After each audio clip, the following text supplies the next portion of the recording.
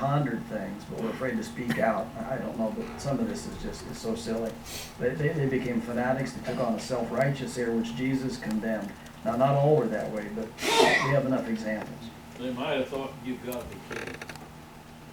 Yeah, I wonder how many people. By the way, will rules, strict rules, will that inhibit sin?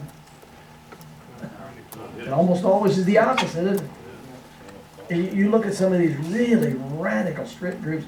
I think, and I'm not that fundamental independent groups. We don't know it. And watch what happens to their leaders and sometimes themselves. The flesh is not going to be restrained by rules. It's just not. Yeah. If anything, there's a great book out several years ago called Toxic Churches. It's very interesting. All right, let me give you a couple more examples here. Oh, by the way, the Pharisees devised legal loopholes. For instance, if your house was on fire, you could not carry your clothes out, but you could put several layers of clothing on and then run out of the house. I'm serious. This is the last one. You've heard this before. On the Sabbath, you could walk the way we measure, 3/5 of a mile from the town where you live. But if you packed a lunch, you've heard this before, if you packed a lunch and walked out of town 3/5 of a mile, then ate your lunch, that becomes your home. Because your home's where you eat. You can do another 3/5 of a mile. Now, you see the point here. And we clearly get it. Now, in addition to being in charge of the temple, these men were in charge of the instruction in the synagogues. And that's really important. Now, remember, I told you that Sadducees, which we'll consider next, they wound up controlling the high priesthood. But the Pharisees controlled the temple. And by definition, then, they controlled what was taught in the synagogue. Now, I want you to see between the Testaments the rise of this group. And then when we read the New Testament and Jesus interacts with these Pharisees, we begin, they started out good. We've got to resist Babylonian incursion. We've got to resist the incursion of Greek thought. But they just devolved to formalism and legalism. And that'll kill the church today, won't it? Yeah.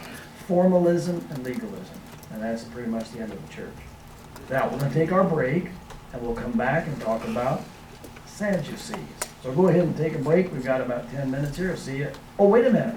That break takes us up to lunchtime. I'll tell you what we'll do then. Let's go another couple hours and forget lunch. Let's fast. Can we do it slow? Can we do it slow?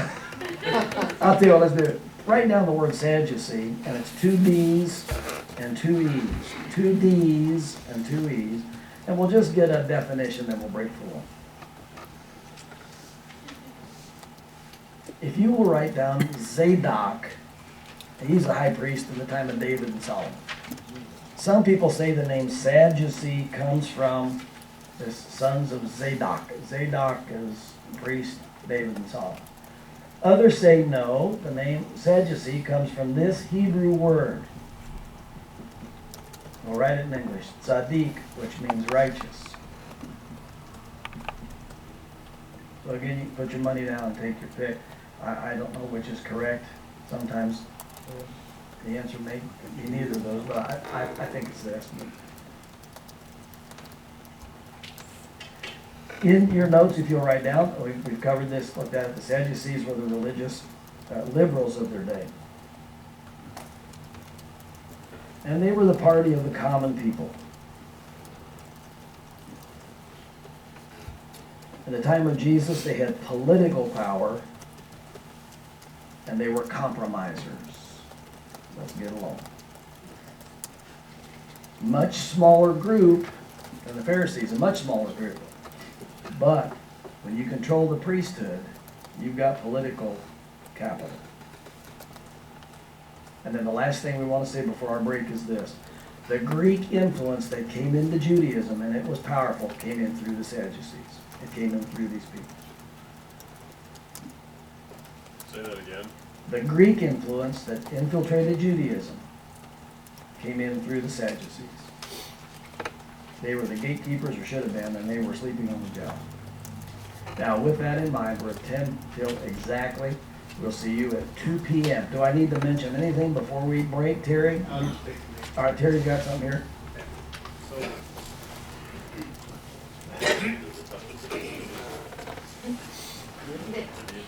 First of all, this is some pretty good stuff, I think. It's really interesting things. And